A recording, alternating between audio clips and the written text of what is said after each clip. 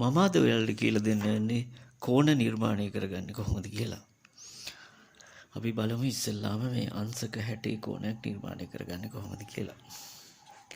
අංශක 60. ඔයගොල්ලන්ට කරන්න තියෙන්නේ නිකන් සරලව කෝණ විතරක් නිර්මාණය කරන්නේ. මේ විදිහට රේඛාවක් ඇඳලා අපි කෝණේ ශීර්ෂය ගන්නකොට තන මේ විදිහට මාක් කරගන්නවා.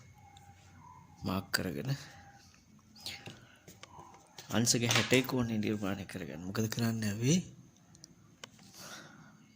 කව කට්ට මෙන්න මේ විදිහට තියලා මෙහෙම තියලා මෙන්න මේ විදිහට ටාපයක් ඇඳ ගන්න ඕනේ. ඔය ටාපය ඇඳගෙන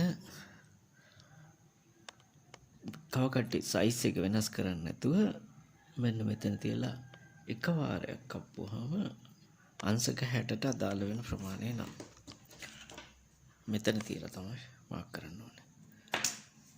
පළවෙනියට ගත්ත මේ ටාපේ අඳින්න ගත්ත කව කට්ටේ සයිස් එක වෙනස් කරගන්න බෑ. ඒකේ විදිහටම තියා ගන්න ඕනේ. කළා මෙහෙම යා කරපුවාම අංශක 60ක කොනක් ඇඳ ගන්න පුළුවන්. හරි.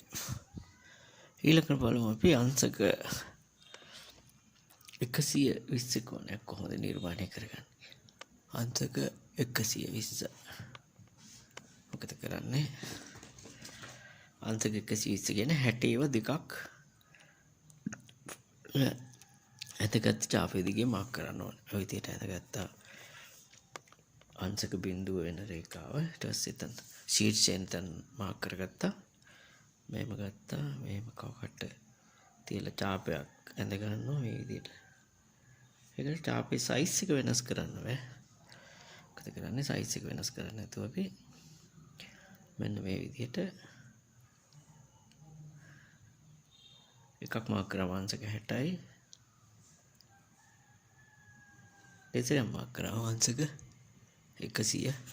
අපි මොකද කරන්නේ? ටැස් මේ දෙක මේ විදිහට යා කරනවා මේක. එතකොට අංශක 120ක් ඇඳලා. ওই විදිහට අංශක 60 සහ 120 ඇඳ ගන්න පුළුවන්. එතකොට ඊට අමතරව අපිට මේ අංශක 30 90 45 ඒ වගේ කෝණ නිර්මාණය කරන්න කියපුවම මේ කෝණයක කෝණ සමච්ඡේදකය නිර්මාණය කරගන්න වෙනවා. එතකොට අංශක 30 අඳින්න ඕන නම් අපි මොකද කරන්නේ? මේ 60 එන තැන මෙන්න මේ විදිහට මාක් කරගෙන මේ 60 කෝණේ දෙකට බෙදා ගන්න ඕනේ. මම කියලා දෙන්නේ මොකද්ද? මේ කෝණ සමච්ඡේදකයන් නිර්මාණය කරගන්නේ කොහොමද කියලා. ඊට පස්සේ කෝණ සමච්ඡේදකයක් අපි ගමු.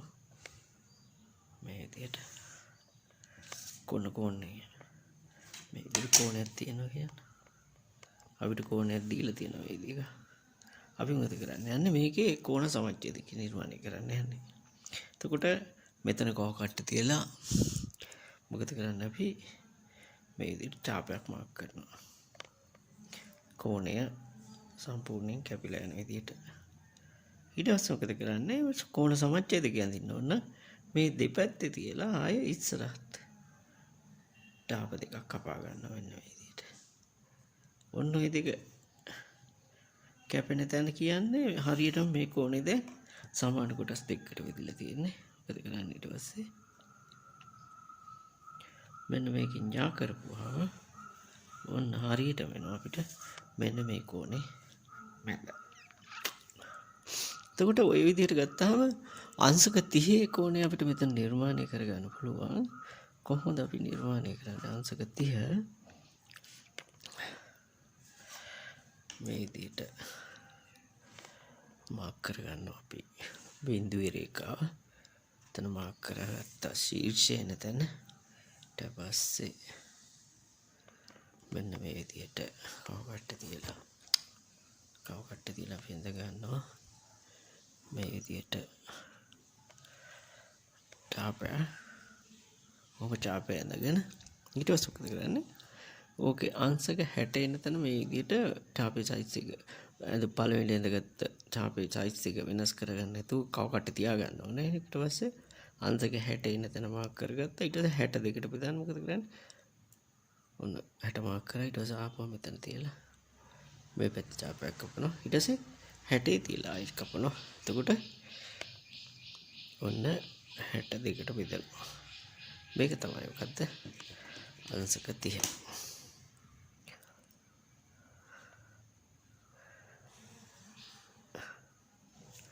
අංශක 30. ඉතින් පොඩ්ඩක් ඒක කවුන්ට් අප්ලෝඩ් ගියා කමක් නෑ.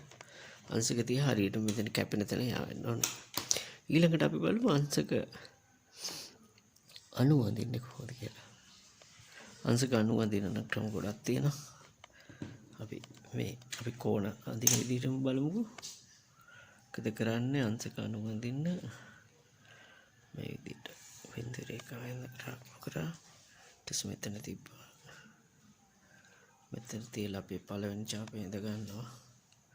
ටික ලොකුට අදින්න ඕනේ. දැන් 90 තියෙන්නේ අංශක 120යි 60යි අතර හරියටම මැදි. ඒකින්ද අපි කොහොමද 60 මාක් කරා 120ත් මාක් කරන එකලා මේ තැන් දෙකේ ඉන්නේ මෙතනින් 60යි මෙතනින් 90යි. ටික අතර හරි මැද හින්දා 90 තියෙන්නේ අපි මොකද කරන්නේ? ආයෙත් මේ 60 තියලා ඡාපයක් උඩ කපලා 120 තියලා ඡාපයක් කපලා අන්න ඊට පස්සේ මොකද කරන්නේ? මෙන්න මේ දෙක තියාගන්න. එතකොට හරියටම අංශක 90ක් වෙනවා. මෙන්න විදිහට. විදිහට අංශක 90 නිර්මාණය කරන්න පුළුවන්. එතකොට දැන් අංශක 45 කෝණේ නිර්මාණය කරන්න ඕන නම් මම ඒකත් විතර කරලා පෙන්නන්න. අංශක 45 කෝණේ නිර්මාණය කරන්න ඕන නම් මොකද කරන්නේ? අංශක 90 අපි ඉස්සෙල්ලා වගේ ඇඳ ගන්න. අංශක 90 මේ විදිහට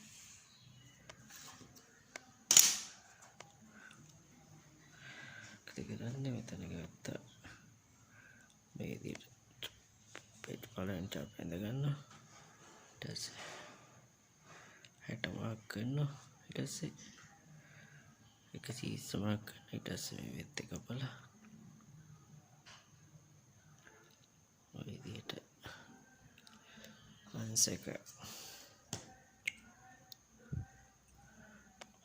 90 එන තැන අපි මේ ඡාපේ මාක් කරගන්නවා විදිහට. ඊට පස්සේ 90යි බිඳුවේ තියලා ආය ඡාප දෙක මේ කව කටු කොට ලොකු කරගන්නවා. ඊට පස්සේ අපි මේ විදිහට 90යි බිඳුවේ අඩුවේ තියලා ඡාප දෙකක් කරගන්නවා. ඔන්න ඕක. ඊට පස්සේ මේ තනින් යා ගන්නවා. එතකොට ඔන්න අපිට අංශක 45 කෝණය ඇඳ ගන්න පුළුවන්.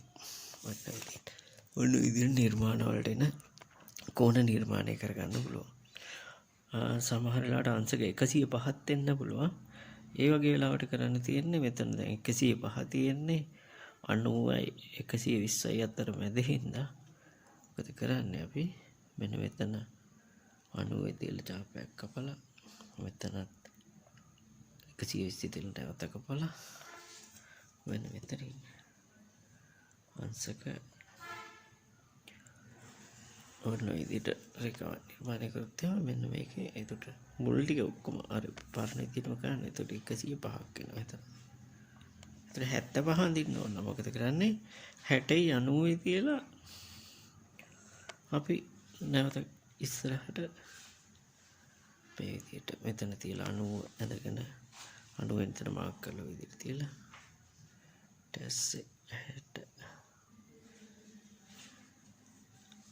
මෙන්න මේ විදිහට කැපෙන තැන තමයි තියෙන්නේ. මොකද්ද? කනම පැහැදිලි පේන්නේ නැති වගේ. මෙන්න මේ හරිය විතර.